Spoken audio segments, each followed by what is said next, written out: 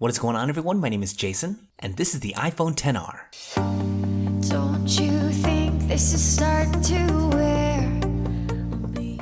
So rounding out the last of Apple's 2018 smartphone lineup, next to their two dedicated flagships, the iPhone XS and the XS Max, is the oddly positioned and oddly named iPhone XR. Now there's been a considerable amount of hype around the XR before its release, and many feel as though that this has the potential to be the hottest iPhone out of all three launched this year in terms of potential sales. Ironically, there's also been an equal amount of trash talk about this phone due to the questions around some of Apple's design choices with the XR. Well, it wouldn't be an Apple device without some kind of disagreement, so I picked one up on Friday to see what I would think of the XR, and I thought I'd put this video together to share my first impressions in case you're interested in maybe scooping one up. Now before we get into the review, if you're into checking out the latest consumer tech products before you buy them, or if you're just a tech head like me, I make a video like this every single week, so make sure that you hit that subscribe button and turn on that bell icon so you can be the first to know when a new JSO review is out and you don't miss anything. That being said, let's get into the iPhone XR. Okay, first, let's get into this unboxing. Actually, before we do that, let's talk about one of the unique features of the XR that immediately makes it stand out. And that's the fact that it comes in 6, yes, I said 6, vibrant color options. And Apple haters can hate. I know they're just colors and us fanboys get way too excited about them, but man, no lie, all the color options look pretty dope.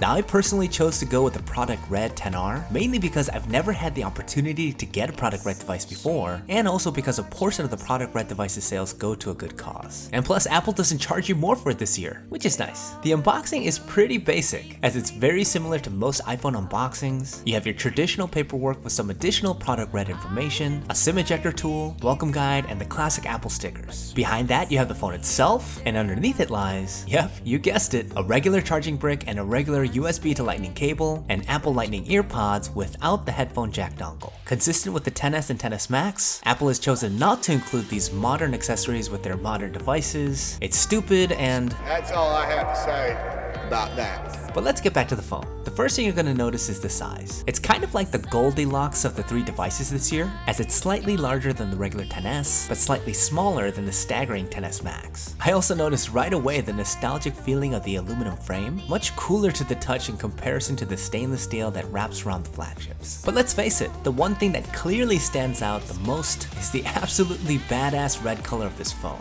It definitely has a more bold, deeper red finish that pairs really well with the black display. In my opinion, a much more aggressive look in comparison to the other XR candy color variants. One thing that Apple did here, which I think is awesome, is that they've colored the stainless steel frame to match the color of the phone, making for a much more cohesive and distinctive look. The glass back is not as glossy as the XS and XS Max, which helps it hide fingerprints a little bit better, and man, initial impressions on feel in the hand is impressive. The premium materials Apple is using here are masterfully put together. The display lays flush along the edges of the frame, the buttons are super tactile and clicky, and with the XR joining the design language of the original 10, you have an ultra clean, simple, luxurious looking phone. This also means that the XR has adopted Face ID as its primary means of unlocking the phone. Hate it or love it, it's an impressive and sophisticated piece of hardware, and it's nice to see in Apple's cheapest iPhone. With that being said, Apple is using more budget materials here, and the one that has gotten the most attention is the display on the XR. This is a 6.1-inch liquid Retina LCD display that comes in at a pixel resolution of 1792 by 828, making for 326 pixels per inch. Quite a step back from the impressive OLED panels present on the XS and XS Max, but the question is it significant enough for the average consumer to even notice or care? Well, for me, coming from using the 10 and the XS Max since they were both released, I did notice right away that this is definitely an LCD, but honestly, it doesn't look bad at all. The display is bright, colors are vibrant, and you'll have to actively and aggressively pixel peep to spot out any individual pixels. Now, because it's not an OLED, you do have some compromises. There's a larger bezel around the outside of the display in comparison to the 10, XS, and XS Max. Honestly, it's quite noticeable when you first power on the phone if you're coming from one of those phones, but really after just a few minutes of usage, you don't even pay attention to it, and it is light years better than the god-awful forehead and chin that plagued the older iPhones. In addition to the larger bezels, viewing angles aren't as nice as they are on an OLED, and because it's backlit, you don't get true blacks. But a bonus of having an LCD is less power consumption, which leads to better battery life. The XR has a 2,942 mAh battery that supports both wireless and quick charging, which is actually smaller than the battery on the XS Max, but it performs better due to more efficient power usage. In fact, the XR is the best performing iPhone out of the three when it comes to overall battery life. Moreover, the XR is rocking the same beastly A12 Bionic chip found in its flagship brothers, so everything is buttery smooth in terms of navigation, app usage, etc.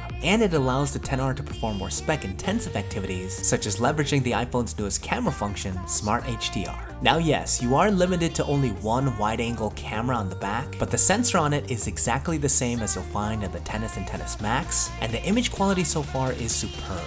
Apple has made some significant gains with their phones this year in terms of camera quality, and there's no limitation in place for the XR. It can still use portrait mode on both the rear and front-facing cameras, and yes, you can adjust the amount of image blur when taking a portrait selfie to make a more realistic-looking shallow depth of field, and overall, the pictures are definitely up to par with the XS and XS Max, which again is really impressive. Okay, last thing I want to touch on here is the XR's price. Now, as Apple has recently been trying to break records for most expensive consumer smartphones, the XR comes in at a more reasonable, albeit still expensive, $749 starting price tag. When you compare it to the more expensive XS and XS Max, it's pretty clear you're getting some solid value in the XR considering all that it can do. Sure, there are differences in some cheaper materials being used, but pound for pound, at least at first impression, this to me is the best deal if you want to get an iPhone right now. You get around 95% of what the more expensive iPhones can do at a relatively decent discount, and the phone looks and feels fantastic. This is in no way to me a budget device, and I think this phone is going to see a lot of sales this holiday season,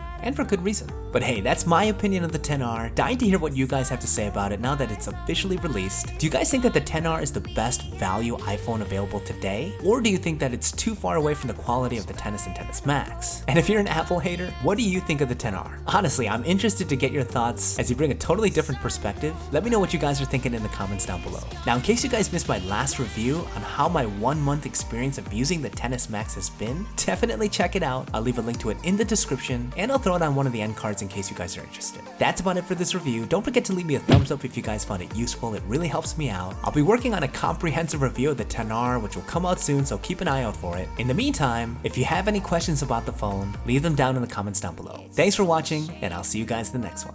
Just fade.